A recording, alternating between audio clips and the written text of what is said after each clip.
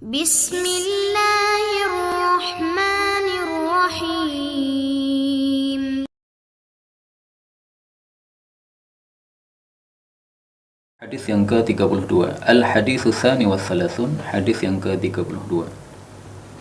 Qilu rabbina, perkataan Rabb kita, kalla innal insana layatghi ar-ra'ahu istaghni. Kalla, sekali-kali tidak, innal insan, sesungguhnya manusia, layatgha, sungguh dia melampaui batas. Kenapa melampaui batas? Ar-ra'ahu, karena dia melihat dirinya, istaghna, merasa kaya. Ruya, diriwayatkan an Ibni Umar radhiyallahu anhu qala qala Rasulullah sallallahu alaihi wasallam, ibnu Adam, wahai anak Adam, yaitu manusia, indaka, ada padamu, ma yakfika, apa yang sudah mencukupimu, wa anta tatlubu, tetapi kamu malah mencari, ma yudghika, apa yang menyebabkan engkau melampaui batas, yaitu mengumpul-ngumpulkan harta.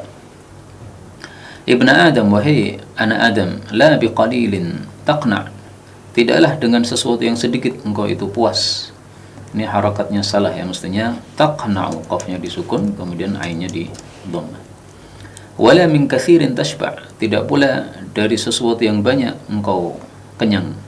Ibnu Adam, wahai anak Adam, idza asbahta, jika engkau itu masuk waktu pagi, mu'afan, mendapatkan sejahtera atau diberi sejahtera, fi jasadika, pada tubuhmu, aminan, aman, fi sirbika, pada dirimu, indaka, padamu, qutu yaumika, makanan pokok pada harimu tersebut, fa'alad dunya, maka untuk dunia, al-afa, silahkan pergi.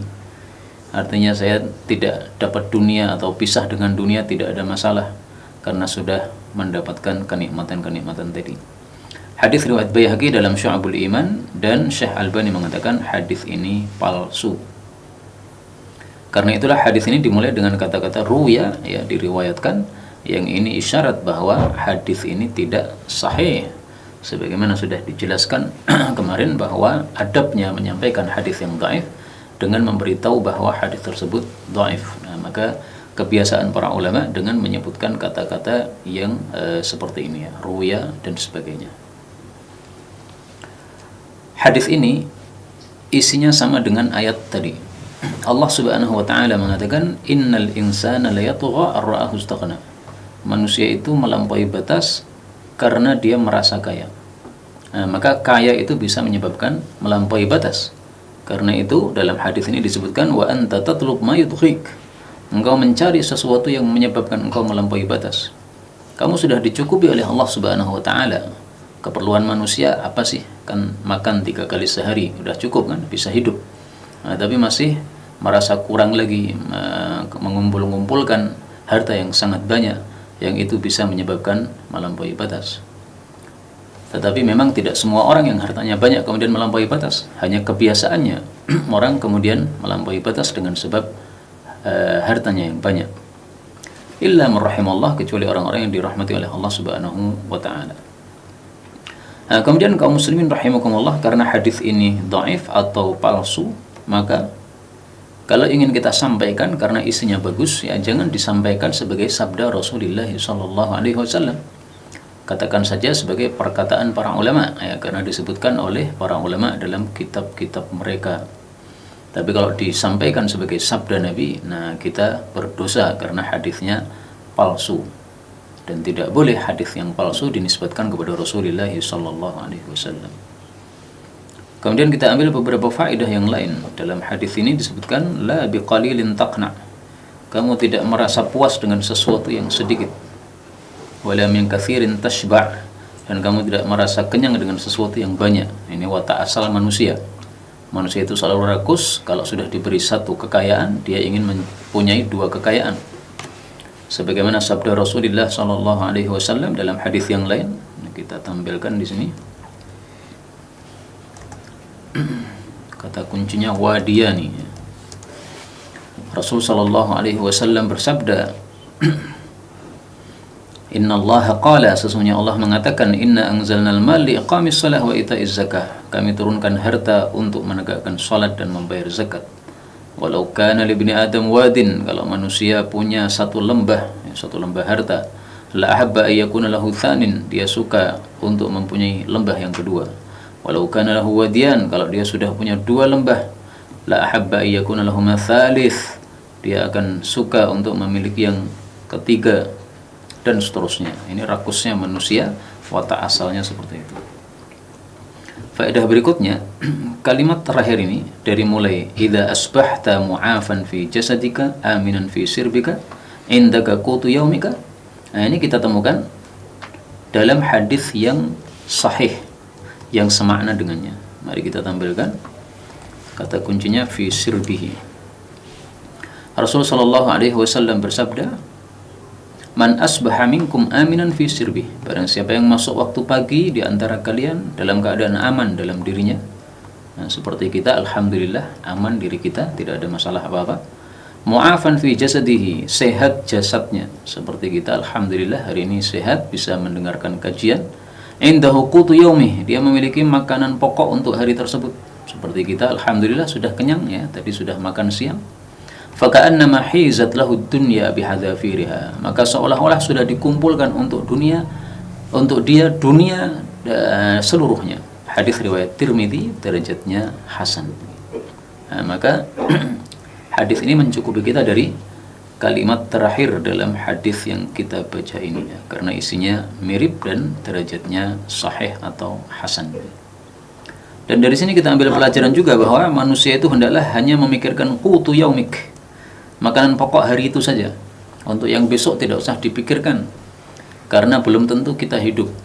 Ngapain kita mikir untuk makanan besok, sementara bisa jadi malam nanti kita mati ya.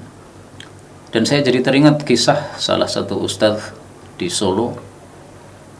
Beliau cerita kepada saya waktu itu ketika masih miskin ya, zaman dulu masih pakai sepeda ontel nih.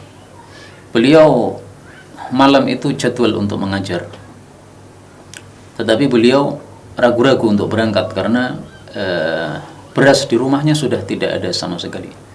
Sementara dia tidak punya duit. Nah, dia harus malam itu berusaha keras cari duit supaya besok anak istrinya tidak kelaparan, bisa makan nasi ya. Beras nggak ada sama sekali, duit tidak ada. Maka akhirnya beliau akan minta izin untuk tidak mengajar. Tapi Allah Subhanahu wa taala beri ilham kepada beliau, ya, beri taufik kepada beliau sehingga tetap mengajar. Dan beliau berpikir udahlah, ngajar dulu aja, nanti mikir masalah beras setelah ngajar. Akhirnya beliau tetap mengajar. Nah, setelah selesai mengajar, tiba-tiba ketika mau pulang, ternyata sudah dicantolkan pada sepedanya ya, satu bungkusan. Ternyata isinya adalah beras. Jadi sebagian peserta pengajian itu ada yang panen beras mungkin. Nah, kemudian mengatakan, Pak Ustadz ini ada sedikit rizki ya, kita berikan kepada Pak Ustadz. Nah, maka dari situ beliau mengambil pelajaran bahwasanya nafkah hari esok itu tidak usah dipikirkan karena sudah dijamin oleh Allah Subhanahu wa taala. Yang penting kita lakukan apa yang menjadi kewajiban kita. Kewajiban beliau waktu itu malam hari mengajar, ya udah mengajar saja. Adapun besok lapar itu urusan Allah Subhanahu wa taala. Kita minta saja kepada Allah Subhanahu wa taala dan Allah akan mengabulkan doa hambanya, tentu saja tanpa meninggalkan ikhtiar.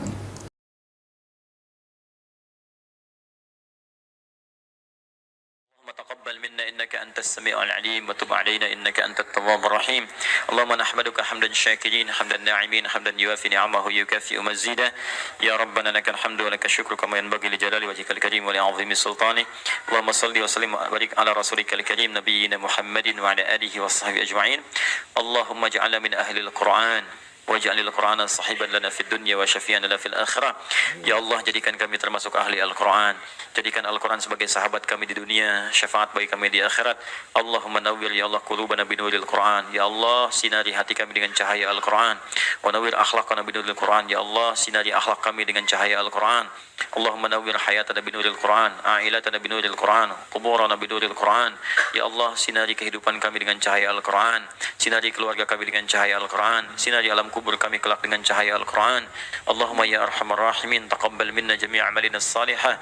Ya Allah, mohon terima seluruh amal kami, jadikan itu soleh dalam pandangan-Mu ya Rabbal Alamin. Rabbana yassir lana wa la tu'assir alaina. Ya Allah, mudahkan semua urusan kami, jangan berikan kesulitan pada kehidupan kami. La tada'lana fi maqamina hadha dhanban illa ghafartah. Jika ada pendosa hadir di ta'lim ini, jangan biarkan dia meninggalkan tempat ini ya Allah, kecuali Engkau telah ampuni segala dosanya. Wala hamman illa farajtah. Jika ada yang tengah gelisah, jangan biarkan dia meninggalkan majlis ini, kecuali Engkau telah tenangkan keadaan hatinya. Allahumma wala maridan illa syafaitah. Jangan ada ya Allah orang sakit di tempat ini, kecuali Engkau sembuhkan penyakitnya. Allahumma ya Allah, Rabbana atina fid dunya hasanah wa fil akhirati hasanah wa qina adzabannar. Bifadlika subhana rabbika rabbil izzati amma yasifun. والسلام على المرسلين وآخر دعوانا سبحانك اللهم وبحمدك أشهد أن لا إله إلا أنت نستغفرك ونتوب إليك والحمد لله رب العالمين ثم السلام عليكم ورحمة الله وبركاته.